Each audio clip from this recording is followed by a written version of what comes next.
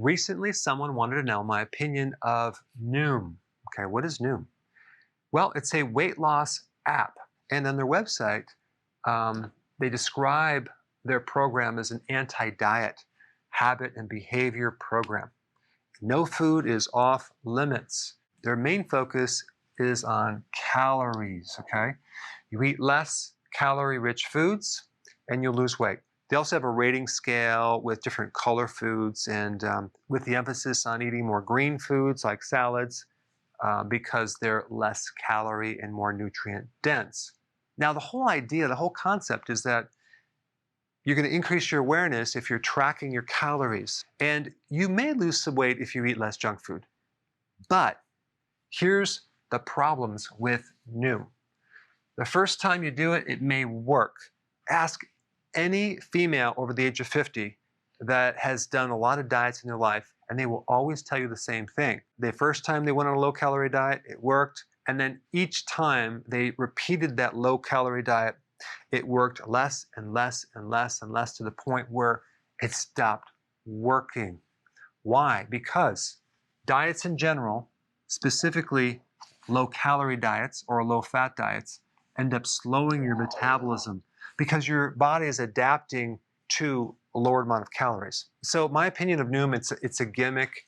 It's not a long-term healthy lifestyle. Because what are you going to do? You're going to do this your whole life? You're going to be tracking your calories? Or are you going to just do it until you lose your weight, go back to your other program, gain the weight back, and then start over again? So that's a big problem. Also, they're assuming that all these calories that are being tracked are treated the same by your endocrine system or your hormones, and that is absolutely not true. There's one very important hormone, it's called insulin, that controls whether you burn fat or not. If insulin is higher than it should be, you will not burn fat. In fact, you're going to only store fat. If insulin is lower, your body will then burn fat. So I think it'd be really important, instead of focusing on calories, focusing on foods that stimulate or inhibit insulin. That would be a way better strategy to help you lose weight. And it just so happens that the calorie-rich foods, the fats, have a near zero effect on insulin. Carbohydrates have the highest effect on insulin, with proteins having a moderate effect on insulin. So what does this tell us? You should be on a higher fat, moderate protein, low carb diet. We call that a ketogenic diet. Now, the other thing is when you're aging, your metabolism is slowing down.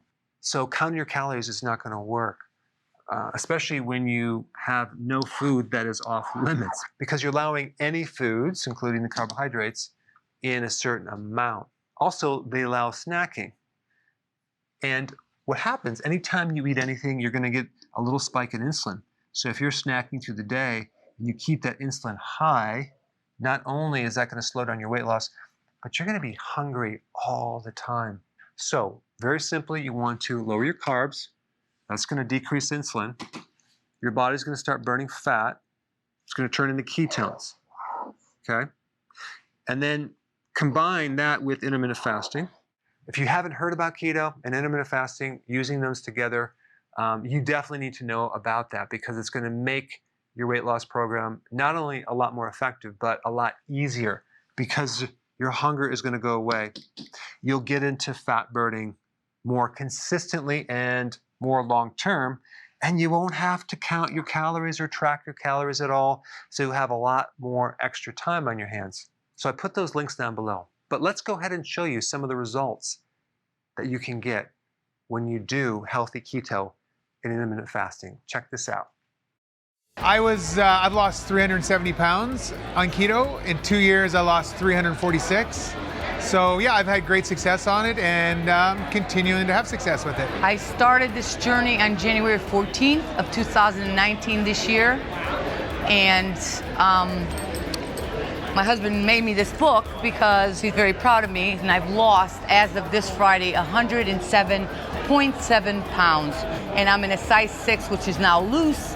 And I've never been in a size 6 probably until I was 10. Keto's changed my life. I lost 120 pounds on the keto diet, and it's been incredible. I'm so happy. I'm so much healthier. My family is better. I have 4 children. So I feel like $1 million now. And I can walk. I was limping before. Healthy keto and intermittent fasting version literally changed my life. I lost over 40 pounds in less than 7 months. And on top of that, I managed to finish the Ironman, which is the single hardest sports event in the world, the single day event. And so I ran, swim, bike, run, and I did in total 70.3 miles in just under 6.5 hours. It was amazing. I was fully fat adapted, and that couldn't happen if it wasn't for the keto. I lost 100 pounds in 1 year, and I'm Dominican, so we eat rice, beans, plantains. We don't know what kale is, okay? He changed my life. That education really helped me on a yo-yo diet my whole life. I'm full of energy, I feel great, and I tell everybody about it. Trust me, everyone. It's annoying, I know. But I'm so grateful to Dr. Berg, and I'm really excited to be here. I was on the last season of NBC's The Biggest Loser. In 2016, got off there, gained a lot of weight back. Keto diet helped me take off maybe 30, 40 pounds. I gained 90 back after The Biggest Loser in 18 months and lost about 30 of it through keto and the rest through intermittent fasting.